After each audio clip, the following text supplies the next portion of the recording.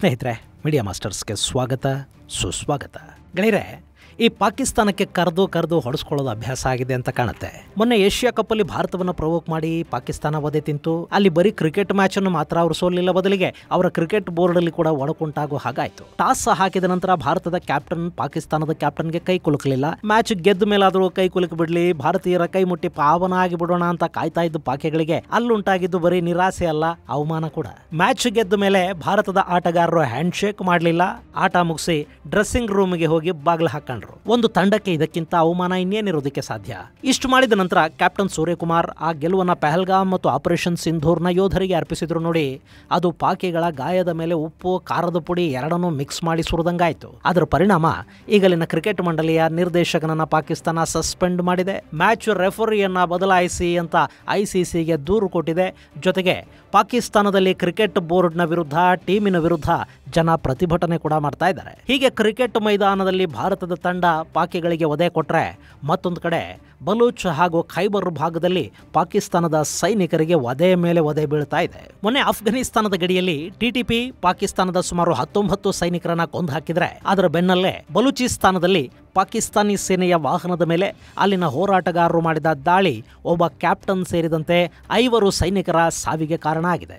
ಇನ್ನು ಇದಕ್ಕೆ ಪ್ರತೀಕಾರವಾಗಿ ನಾವು TTP ಉಗ್ರರನ್ನ ಬೇಟೆ ಆಡ್ತಾ ಇದ್ದೀವಿ ಅಂತ ಪಾಕಿಸ್ತಾನದ ಸೇನೆ ಹೇಳ್ಕೊಂಡಿದೆ. ಹಾಗಾದ್ರೆ ಏನಾಗ್ತಾ ಇದೆ ಅಲ್ಲಿ, ಬನ್ನಿ ನೋಡೋಣ.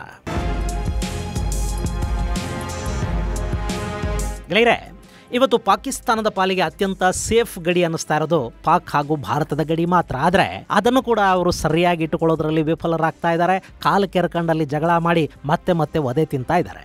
ಇನ್ನು ಅವರು ತುಂಬಾ ಪ್ರೀತಿಯಿಂದ ಕರ್ಕೊಂಡು ಬಂದ ತಾಲಿಬಾನ್ ಪಾಕಿಸ್ತಾನವನ್ನು ಕಂಡ್ರೆ ಇವತ್ತು ಉರುಕೊಂಡು ಬೀಳ್ತಾ ಇದೆ. ಆಫ್ಘಾನಿಸ್ತಾನದ ಗಡಿಗಳಲ್ಲಿ ಆಗಾಗ ತಾಲಿಬಾನಿ ಸೈನಿಕರು ಪಾಕಿಸ್ತಾನದ ಮೇಲೆ ದಾಳಿ ಮಾಡ್ತಾರೆ, ಅಥವಾ ಅಲ್ಲಿನ TTP ಅಂದರೆ ತೆಹರಿಕ್ ಇ ತಾಲಿಬಾನ್ ಪಾಕಿಸ್ತಾನದ ಸೇನೆ ಹಾಗೂ ಪೊಲೀಸ್ ಪೋಸ್ಟ್ಗಳ ಮೇಲೆ ದಾಳಿಗಳನ್ನು ಮಾಡ್ತಲೇ ಇರುತ್ತೆ. ಮೊನ್ನೆ ಕೂಡ ಪಾಕಿಸ್ತಾನದ ಖೈಬರ್ ಪಖ್ತೂನ್ಖ್ವಾದ, ದಕ್ಷಿಣ ವಜೀರಿಸ್ತಾನ ಹಾಗೂ ಬಜೌರ್ನಲ್ಲಿ ಪಾಕ್ ಸೇನೆ ಮತ್ತು TTP ನಡುವೆ ಸಂಘರ್ಷಗಳು ನಡೆದಿವೆ.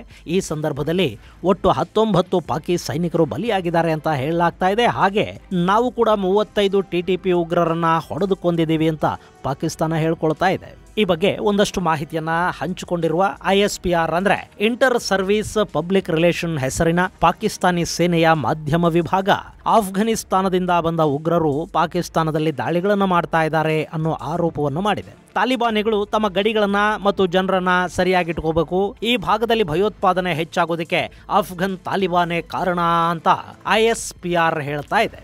ಗೆಳೆಯರೆ, ಇವತ್ತು ಆಫ್ಘಾನಿಸ್ತಾನದಲ್ಲಿ ತಾಲಿಬಾನ್ ಅನ್ನೋದು ಶುರುವಾಗೋದಕ್ಕೆ ಕೂಡ ಕಾರಣವಾಗಿದ್ದು ಪಾಕಿಸ್ತಾನನೇ. ಆಫ್ಘಾನಿಸ್ತಾನದಲ್ಲಿ ರಷ್ಯಾದ ಪ್ರಭಾವ ಇದ್ದ ದಿನಗಳಲ್ಲಿ ಅಮೆರಿಕ ಆಫ್ಘನ್ ನೆಲದ ಮೇಲೆ ಕಣ್ಣು ಹಾಕ್ತು. ಆ ಶೀತಲ ಯುದ್ಧಕ್ಕೆ ಅವರು ಪಾಕಿಸ್ತಾನವನ್ನ ಬಳಕೆ ಮಾಡಿಕೊಂಡ್ರು. ಪಾಕಿಸ್ತಾನ ಆಫ್ಘನ್ ಗಡಿ ಅಂದರೆ ಖೈಬರ್ ಪಖ್ತೂನ್ಖ್ವಾದ ಉದ್ದಕ್ಕೂ ದೇವಬಂದ್ ಮುಲ್ಲಾಗಳನ್ನ ಕರ್ಕೊಂಡು ಬಂದು ಮದರಸಾಗಳನ್ನು ತೆರೆದು ಕಟ್ಟರ್ ಇಸ್ಲಾಮನ್ನ ಬೋಧನೆ ಮಾಡ್ತಾ ಹೋಯಿತು. ಅದರ ಜೊತೆಗೆ ಆಫ್ಘನ್ ನಿರಾಶ್ರಿತರ ಮಕ್ಕಳ ಕೈಗೆ ಬಂದೂಕುಗಳನ್ನು ಕೊಟ್ಟು ಅವರಿಗೆ ಯುದ್ಧ ತರಬೇತಿಯನ್ನು ಕೊಡ್ತು.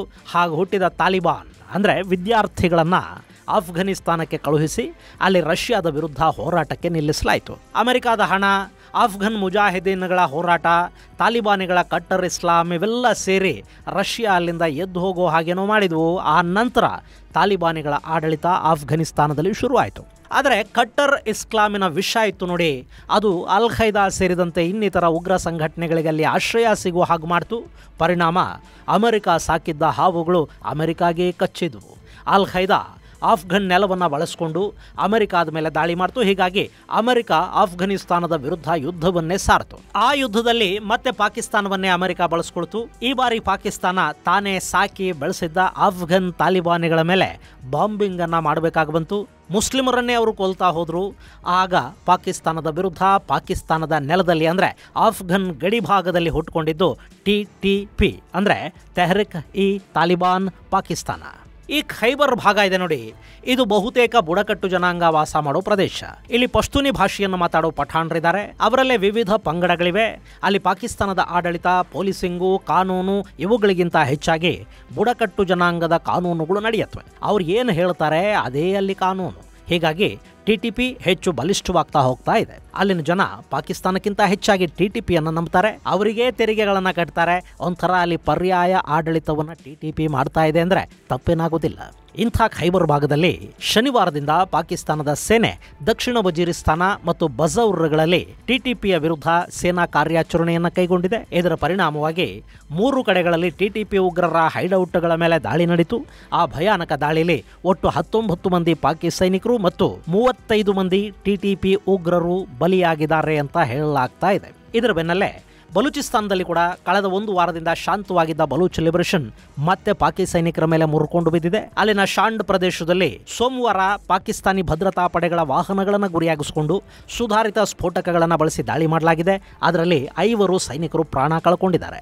ಬಲೂಚಿಸ್ತಾನದಲ್ಲಿ ಪಾಕಿಸ್ತಾನದ ಸೇನೆ ಹಾಗೂ ಪೊಲೀಸರನ್ನ ಕಂಡ್ರೆ ಅಲ್ಲಿನ ಸ್ವಾತಂತ್ರ್ಯ ಹೋರಾಟಗಾರರು ಯಾವ ಮುಲಾಜು ಇಲ್ಲದೆ ಕೊಂದು ಹಾಕ್ತಾ ಇದ್ದಾರೆ. ಅಲ್ಲಿನ ಗ್ವದಾರ್ ಬಂದರಿಗೆ ಸಂಪರ್ಕವನ್ನು ತಪ್ಪಿಸಲಾಗಿದೆ. ಕರಾಚಿಯಿಂದ ಕ್ವಟಾಗೆ ಸಂಪರ್ಕ ಕಡಿತ ಮಾಡಲಾಗಿದೆ. ಹಾಗೆ ಪಾಕಿಸ್ತಾನದ ಪಂಜಾಬ್ ಪ್ರಾಂತ್ಯದಿಂದ ಯಾರೇ ಬಲೂಚಿಸ್ತಾನಕ್ಕೆ ಹೋದ್ರೂ ಅವ್ರ ಮೇಲೆ ದಾಳಿಗಳನ್ನು ಮಾಡಲಾಗುತ್ತೆ.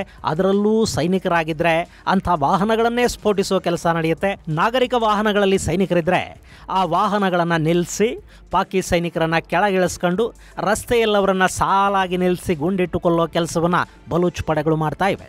ಹಾಗೆ ಮೊನ್ನೆ ಶಾಂಡ್ ಪ್ರಾಂತ್ಯದಲ್ಲಿ ಗಸ್ತಿಗೆ ಅಂತ ಹೋಗ್ತಾ ಇದ್ದ ಸೇನಾ ವಾಹನವನ್ನು ಐಡಿಗಳನ್ನು ಬಳಸಿ ಸ್ಫೋಟಿಸಲಾಗಿದೆ. ಈ ದಾಳಿಲಿ ಒಬ್ಬ ಸೇನಾ ಕ್ಯಾಪ್ಟನ್ ಸೇರಿದಂತೆ 5 ಸಾವಿಗೀಡಾಗಿದ್ದಾರೆ. ಇದಕ್ಕೂ ಮೊದಲು ಖೈಬರ್ ಪಖ್ತೂನ್ಖ್ವಾದಲ್ಲಿ ಕ್ವಾಡ್ಕಾಪ್ಟರ್ ಅನ್ನು ಬಳಸಿ ಪೊಲೀಸ್ ಠಾಣೆಯೊಂದರ ಮೇಲೆ ದಾಳಿಯನ್ನು ಮಾಡಲಾಗಿತ್ತು. ಗೆಳೆಯರೆ, ಇಲ್ಲಿ ಗಮನಿಸಬೇಕಾದ ಅಂಶ ಅಂದರೆ ಪಾಕಿಸ್ತಾನದ ಸೇನೆಯ ಹಾಗೇನೆ ಅಲ್ಲಿನ ಉಗ್ರ ಸಂಘಟನೆಗಳು ಮತ್ತು ಸ್ವಾತಂತ್ರ್ಯ ಹೋರಾಟಗಾರರ ಗುಂಪುಗಳು ಕೂಡ ಆಧುನಿಕ ಆಯುಧಗಳನ್ನು ಬಳಸಿ ದಾಳಿ ಮಾಡೋದಕ್ಕೆ ಶುರು ಮಾಡಿವೆ. ಪಾಕಿಸ್ತಾನದ ಸೇನೆ ಹೇಗೆ ಚೈನಾದ ಆಯುಧಗಳನ್ನು ಬಳಕೆ ಮಾಡುತ್ತೋ ಹಾಗೇನೆ ಅಲ್ಲಿನ ಉಗ್ರರ ಬಳಿ ಕೂಡ ಚೈನಾ ನಿರ್ಮಿತ ಕ್ವಾಡ್ಕಾಪ್ಟರ್ಗಳು ಬರ್ತಾ ಇವೆ. ಅವುಗಳನ್ನು ಬಳಸ್ಕೊಂಡೇ ಅವರು ಚೈನಾದ ಮಿತ್ರ ಪಾಕಿಸ್ತಾನವನ್ನು ಕಾಡೋದಕ್ಕೆ ಶುರು ಮಾಡಿದ್ದಾರೆ.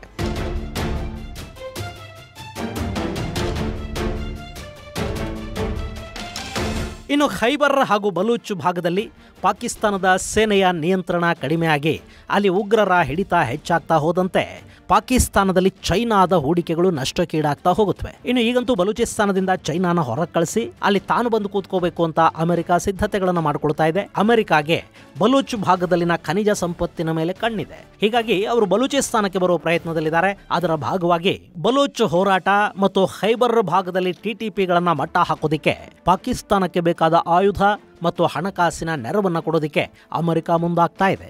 ಇದೇ ಹುಮ್ಮಸ್ಸಲ್ಲೇ ಈಗ ಪಾಕಿಸ್ತಾನ ಕಾರ್ಯಾಚರಣೆಗಳನ್ನು ಶುರು ಮಾಡಿದ್ದು ಅದು ಪಾಕಿ ಸೇನೆಯ ಸಾವುಗಳಿಗೆ ಕಾರಣ ಆಗ್ತಾ ಇದೆ. ಆದರೆ ಇದಕ್ಕೂ ಕೂಡ ಪಾಕಿಸ್ತಾನ ಭಾರತವನ್ನೇ ದೂಷಿಸುವ ತನ್ನ ಹಳೆಯ ಚಾಳಿಯನ್ನೇನೂ ಕೈಬಿಟ್ಟಿಲ್ಲ. ಪಾಕಿಸ್ತಾನದಲ್ಲಿ ಖೈಬರ್ ಹಾಗೂ ಬಲೂಚ್ ಭಾಗದಲ್ಲಿನ ದಾಳಿಗಳಿಗೆ ಭಾರತವೇ ಕಾರಣ.